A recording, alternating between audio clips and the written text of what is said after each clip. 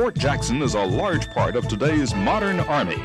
This post is responsible for initial entry training of a major share of tomorrow's highly motivated, disciplined, and well-trained fighting forces. The mission is to teach and inspire young Americans towards selfless military service and to train to excellence. Fort Jackson opened in 1917 as Camp Jackson and has served as a training post throughout its history.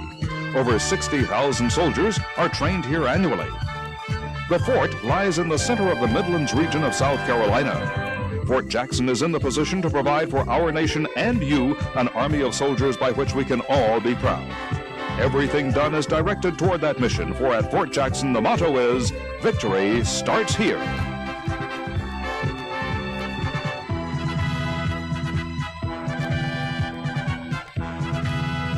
And now, greetings from a soldier you know who is just entering basic training.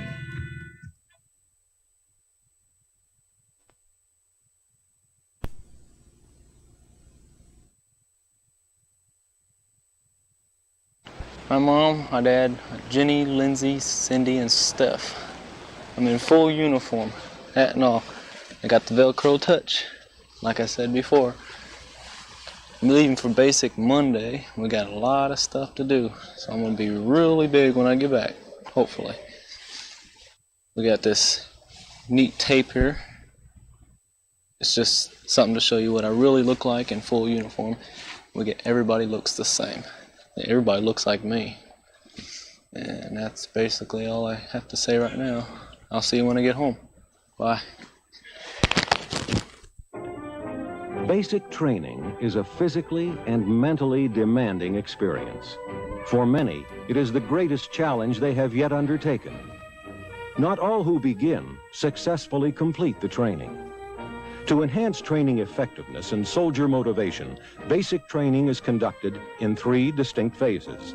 At the end of each phase, a trainee must meet specific standards, standards which serve as intermediate goals for the path to graduation. The first phase teaches young Americans about military and national values and what it means to be a soldier. The development and shaping of attitudes about themselves, their army, and their nation begins in this critical phase.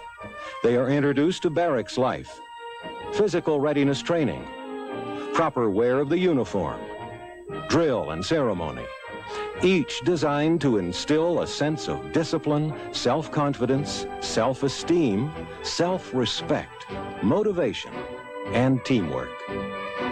They are taught rifle maintenance and the manual of arms.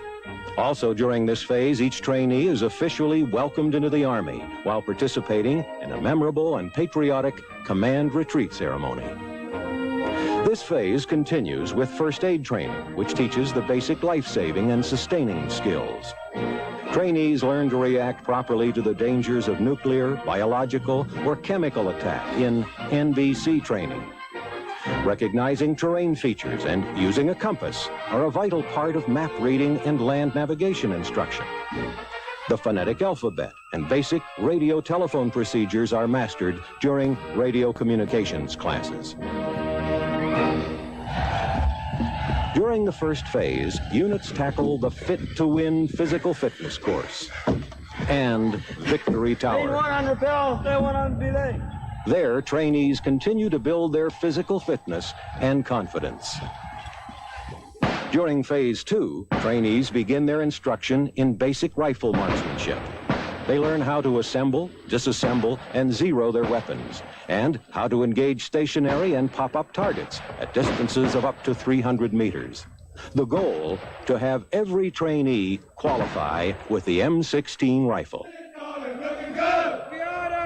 Hollywood. We ought to be in Hollywood. Am I right or wrong? You're right. Are we going strong? Let's go. Down off. 1, 2. Down off. 3, 4. Head count. 1, 2. It also marks the beginning of foot marching. Whoa. There are several road marches to and from various training areas, culminating in a 15-mile march with full field equipment. Whoa. Marksmanship training continues into the last week of this phase, with qualification taking place on a computerized range. Depending on the number of target hits, trainees are rated as marksman, sharpshooter, or expert. In Phase 3, the final 2-week period, trainees begin hand grenade training, concluding with each trainee throwing a live hand grenade. They are also introduced to additional U.S. weapons by watching an actual demonstration.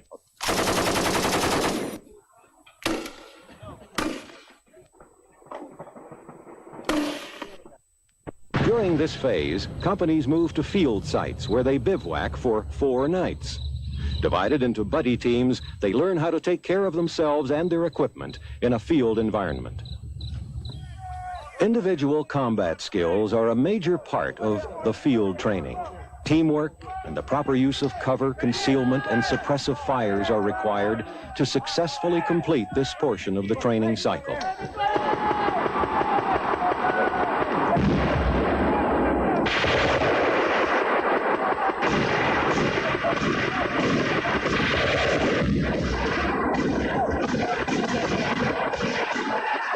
Once again, confidence training is on the schedule.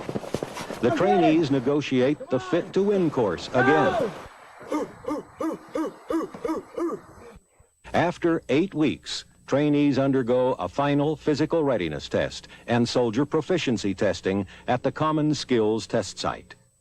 Here, trainees are tested on the skills they have learned during basic training, those skills they must be proficient in during their entire military career.